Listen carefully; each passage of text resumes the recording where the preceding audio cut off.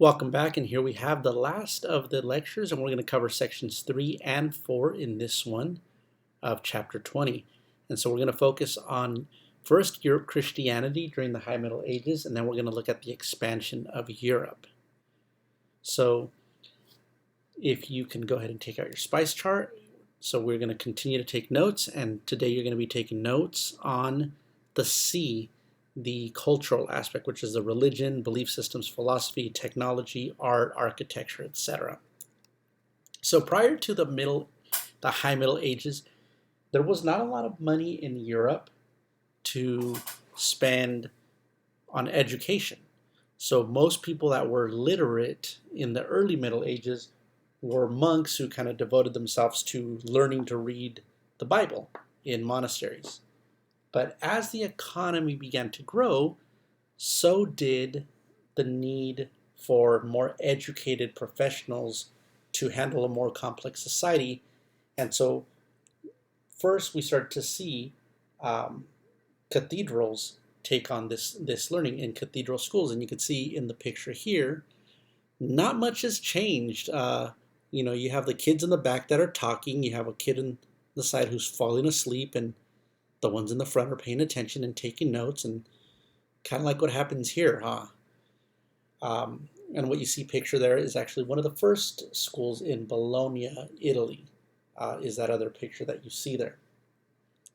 So as the economy increased the wealth and the resources, you begin to have more formal education being organized, especially in France and in northern Italy.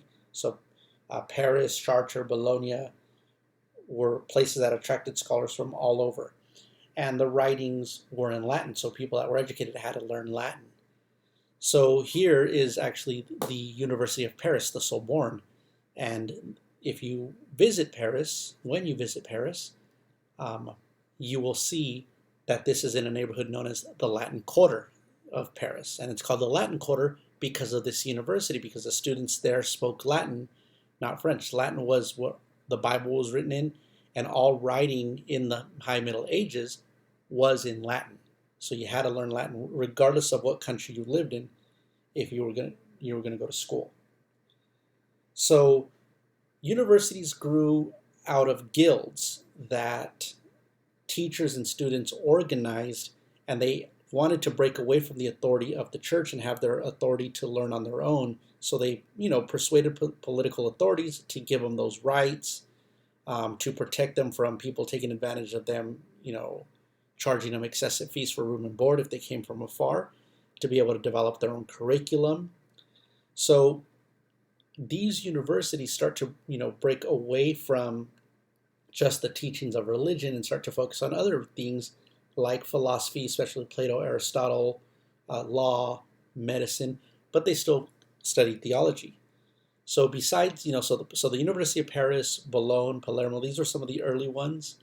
But we also then see the University of Salamanca in Spain, the University of Oxford in England. This one here, where you see the picture of a 10-year younger me, that's at the University of Santiago de Compostela, so USC, but Santiago Compostela, which is pictured above. And what I'm doing there is when I went there, my cousin who lived out there, she was saying that what students do is they go to this tree that has the different fields of study, and without looking, you kind of point your hand back, and whatever your finger lands on is what you should study. So they told me to do this without looking, and you can't really tell from this picture, but it landed on Historia, history. So I guess I am doing what I meant to do all along.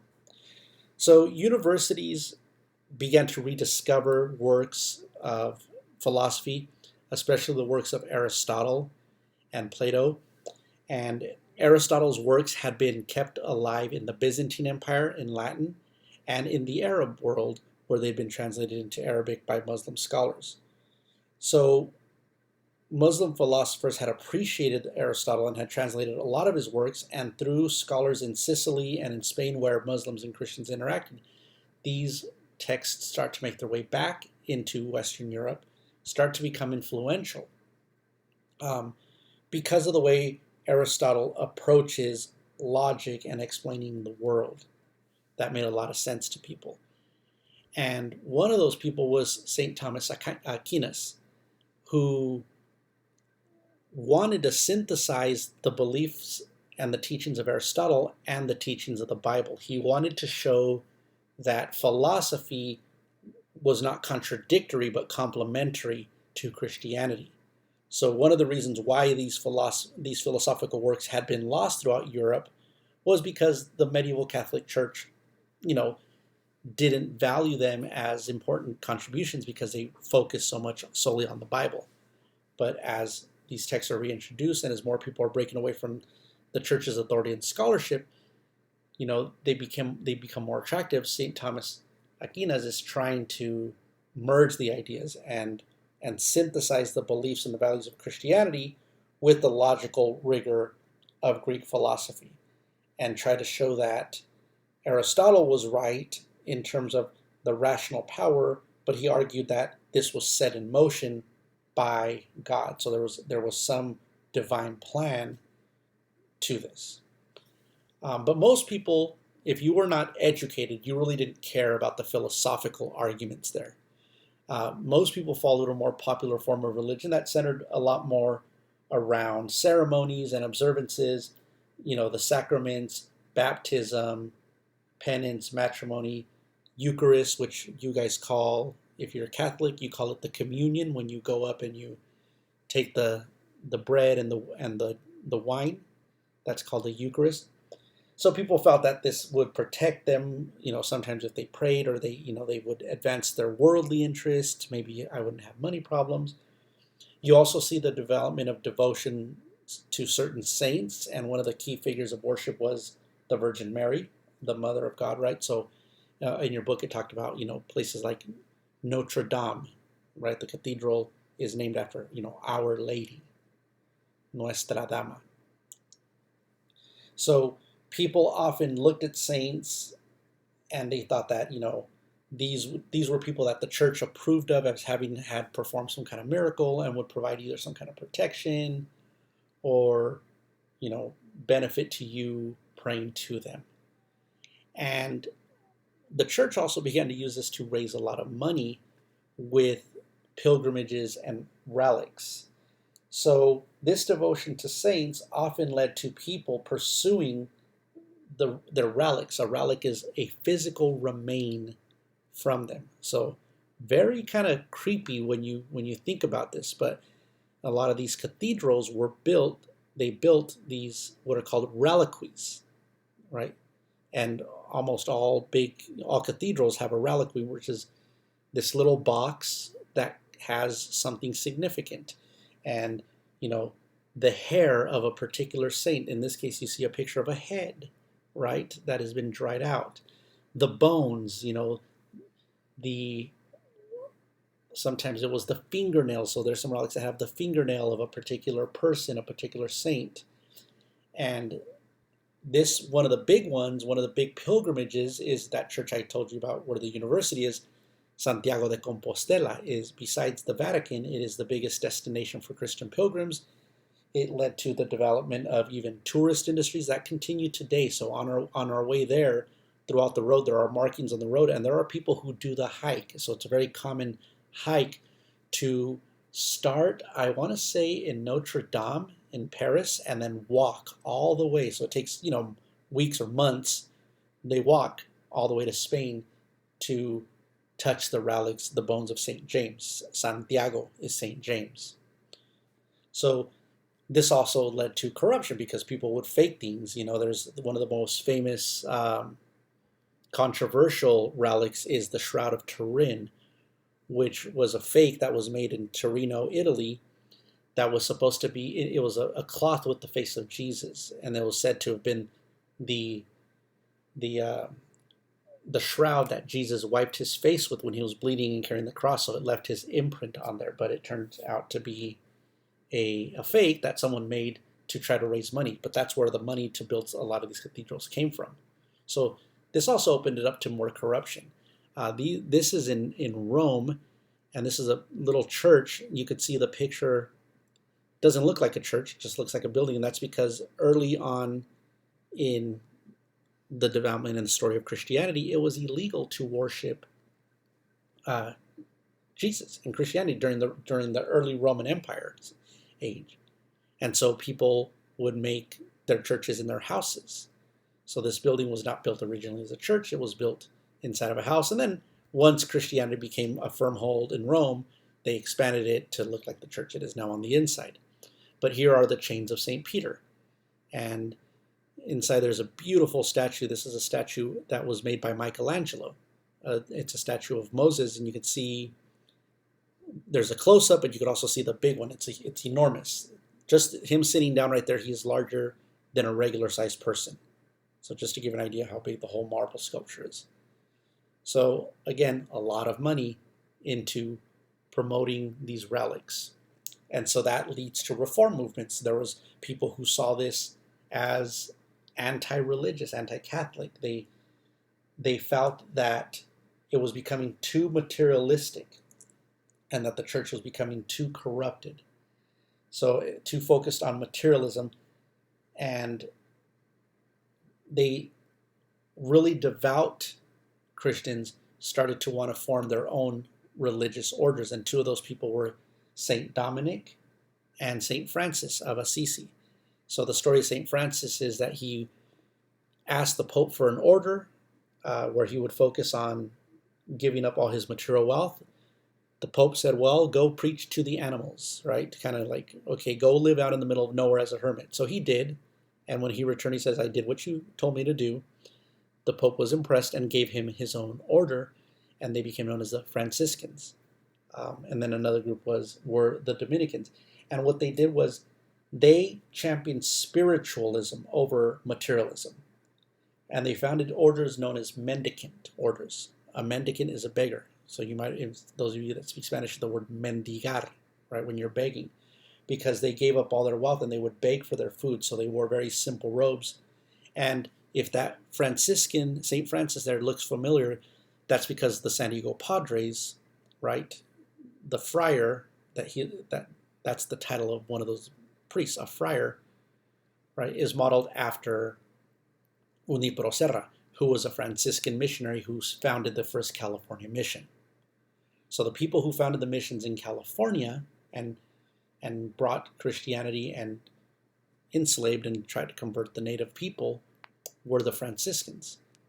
The Dominicans were active in the Caribbean islands. That's where we get the country, the Dominican Republic, right? And they thought that by taking a vow of poverty, they could show that all you needed to do was be spiritual and that you didn't need material possessions. And then this picture you see of a church is the funny irony. That is the church of St. Francis. And this little church, this little chapel was supposed to be the chapel that St. Francis kind of said, this is all I need, is this little church, right? So it's supposed to be this really small, humble church to show you don't need a lot. But today it's housed inside of this big old massive church that's ornate with these very priceless works of art and paintings. And so kind of shows the wealth of the Catholic Church as the trade began to grow. And so that action in itself, right, the using money for things that other people felt could have been used for better use, led to the rise of popular heresy movements, such as the Cathars, who were critical of the church's corruption, critical of the materialism. So they wanted to adopt these teachings that they were influenced more by Eastern Europe, where they saw wealth and materialism as evil, and living purely and ascetic and poor as more holy. They adopted a vegetarian diet, and they just felt that the church is hopelessly corrupt, and so therefore they wanted to kind of break up. They were still religious. They were not anti-God. They were simply anti the corruption and the materialism that they saw emerging in the Catholic Church. And then eventually crusaders sought them out and burned them as heretics. Now in section 4, it just talked about the expansion of medieval Europe. So Europe is now, by the High Middle Ages, no longer just kind of remotely keeping to themselves. They're now actively engaging the world more.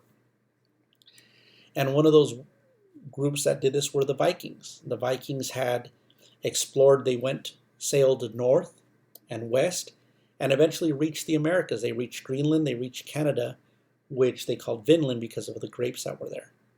So you see the Atlantic being colonized by the Vikings, including settling Iceland. The Crusades were another group. The Crusading orders expanded Christianity into Scandinavia, into Eastern Europe as they converted the Slavic people. So these orders were doing it through either military conquest or with the help of missionaries as they moved on. So there in the picture, what you see are the Templars. That was one of the orders, the Templars, the Hospitallers. Some of these were crusaders that vowed to protect pilgrims traveling to the Holy Land. Others vowed to take up the sword to spread Christianity. So through these, we begin to see the Christianization of Northern Europe, Scandinavia, Denmark, Finland, Norway, Sweden, etc. And then on the Iberian Peninsula, the Reconquista is taking place. And it starts, in the 1000s, but it's a very long process. You can kind of see the map, the different years. We talked about this a little bit in one of the other presentations, so I won't spend too long on it, right? Other than from 914 to 1492, Christians are beginning to reclaim land from Muslims who were ruling Spain through the Caliphate of Cordoba. And by 1492, the last stronghold was Granada, where they're eventually expelled. And then you read about the Crusades, and the Crusades were a way where the Pope, trying to pin this energy of all these European states fighting each other, he wanted to turn all that energy to fight for a cause of Christianity. And he called for crusades. Pope Urban II calls for a crusade, a retaking back of Jerusalem, right, the homeland of Christianity, from what were Muslim conquerors who had conquered that region. So he calls this order, and the first group that goes just unprepared, no weapons, no training, and they fight amongst each other. They fight amongst the Greeks and the Turks that they see there. So it's pretty disastrous. But then French and Norman nobles organize a more well-trained, well-funded expedition. And in 1096, they launch their crusade. And they manage to take some states on the Byzantine Empire, and they managed to take Jerusalem temporarily. They're not able to conquer it completely. Muslims had been disunited, and when this happened, it kind of made them form alliances with each other in order to drive the Christians back out. And under the leadership of Salah al-Din, or Saladin, they expelled the Crusaders from Jerusalem, and then there are going to be like 5 other crusades after this, 5 other major crusades and attempts to regain that Holy Land. They're not able to do it, but it's going to be more significant because of the impact it has on trade and on communications. And then once I note on the 4th Crusade, they don't make it all the way to the Holy Land, and they're running out of supplies, so they decide to attack the Byzantine Empire, another Christian city. And that's because the Byzantine Empire practiced a different form of Christianity that was not Roman Catholicism. They practiced Greek Orthodoxy. And so the Crusaders turned and they sacked the Byzantine Empire's capital, and that's actually what kind of begins to usher in the last decline of the Byzantine Empire. They never recover from that, and by 1453 they get conquered by the Ottoman Empire. But I was saying the most significant impact of the Crusades had nothing to do with religion, but it had to do with trade and the transferring of crops and ideas and technology. Because in this interaction, one of the things you should know is that wars often lead to diffusion of ideas and technologies. And so the Crusades weren't successful religiously, but I mentioned earlier, Italian merchants that were taking crusaders began to engage in trade. When the crusader states did exist, they engaged in trade and they engaged in exchange of ideas, of knowledge, of books. So you begin to see reintroduce more Greek philosophy that was alive in the Muslim world. Arabic numbers, you could see this chart here where the Arabic Indian numbers to the numbers we use today at the top. At this time, remember, Europe was still using Roman numerals, the I's and the V's and the letters, as their numbering system. So this introduces a much simpler numbering system into Europe, introducing crops, introducing drinks like coffee. So all of the cultural and economic exchanges really bring Europe closer and more engaged in the Eurasian world and what we've been studying about Africa and India and China and Dar al-Islam. Now Europe is kind of getting into this. And that's going to be significant because Europe wants more interaction. Italian merchants are going to find a way to go directly into, through Egypt to get into the Indian Ocean so they don't have to deal with the Muslims that are in the Middle East and in the lands that were the Byzantine Empire. And so pretty soon, other Europeans are going to want to access the wealth of China and India, and that's where we're going to start to see the voyages of exploration of the Portuguese and then eventually Columbus's voyage, all of which are going to transform the world in a major way. So we'll talk about that. I believe it's like chapter 24 or 25. Okay, so that's it. So you should have your SPICE chart for the interaction between humans and the environment. Just think of anything that we talked about that dealt with land and climate and adapting to climate and cultivation. Right? A lot of it was in section 2 where you can get that. All right, so that's it for these lectures. And if there's any questions, you can ask them in class. All right, I'll see you there.